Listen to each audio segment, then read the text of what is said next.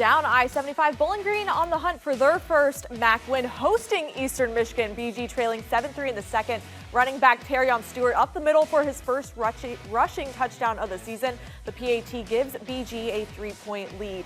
Eastern responds right back, though. Quarterback Ben Bryant keeps it himself, pushes through for the score. It's 14-10 Eagles.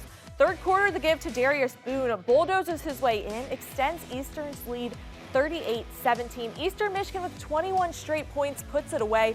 455 total yards of offense for the Eagles.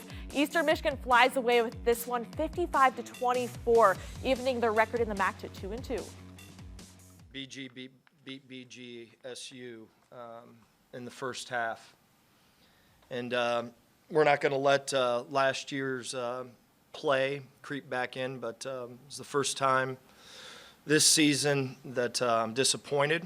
We took steps backwards, and it felt like last year. Very frustrating loss, but we just got to look at it and learn from this moving forward and come to work Monday ready to go and ready to bounce back against Buffalo. We didn't play good defense today, however you skin it. And eye violations, weren't disciplined. I think they only had 5 incompletions all day long. So we need to get back and we need to get to work.